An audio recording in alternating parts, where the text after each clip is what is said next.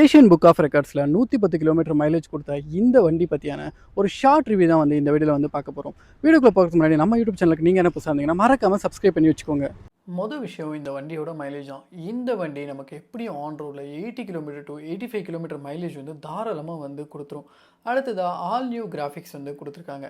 இந்த புது கிராஃபிக்ஸ் பார்க்குறதுக்கு வந்து எப்படி இருக்குது அப்படின்றத மறக்காமல் கீழே கமெண்ட் செக்ஷனில் சொல்லுங்கள். அடுத்ததாக இந்த வண்டியோட கிரவுண்ட் கிளியரன்ஸ் வந்து சொல்லலாம். இந்த வண்டியில் ஒரு மேசிவாக 175 mm கிரவுண்ட் கிளியரன்ஸ் வந்து கொடுத்துருக்காங்க. ஸோ ஒரு நல்ல கிரவுண்ட் கிளியரன்ஸ் வந்து சொல்லலாம். அடுத்ததாக இந்த வண்டியோட ப்ரைஸிங் வந்து பார்த்திங்கன்னா ஒரு 85,000 தான் ஆன் ரோடே நமக்கு வந்து வந்துடுது. ஸோ அதனால் வந்து பார்த்திங்கன்னா ஒரு நல்ல அஃபோர்டபுளான வண்டின்னு வந்து சொல்ல முடியும். ஸோ இந்த வண்டிக்கான ஃபுல் ரிவ்யூ வந்து பார்த்திங்கன்னா ஹார்த்தர்ஸ் யூடியூப் சேனல் வந்து அவைலபிள் இருக்குது. மறக்காம போய் செக் பண்ணி பாருங்கள். சேனல் நேம் கீழே இருக்க லிங்க்கை வந்து கிளிக் பண்ணிங்கன்னா ஃபுல் வீடியோக்கு வந்து நேவிகேட் ஆகிடும். ஸோ இந்த வண்டி ஆகட்டும், டிவிஎஸில் வேறு ஏதாச்சும் வண்டி ஆகட்டும் வாங்கணும்னு நினச்சிங்கன்னா மறக்காமல் ஸ்ரீவேலன் டிவிஎஸ் ஒசரை வந்து காண்டாக்ட் பண்ணுங்கள். காண்டாக்ட் நம்பர் வந்து நான் டிஸ்பிளே பண்ணுறேன், அதே மாதிரி டிஸ்கிரிப்ஷன்லையும் கொடுத்துருப்பேன்.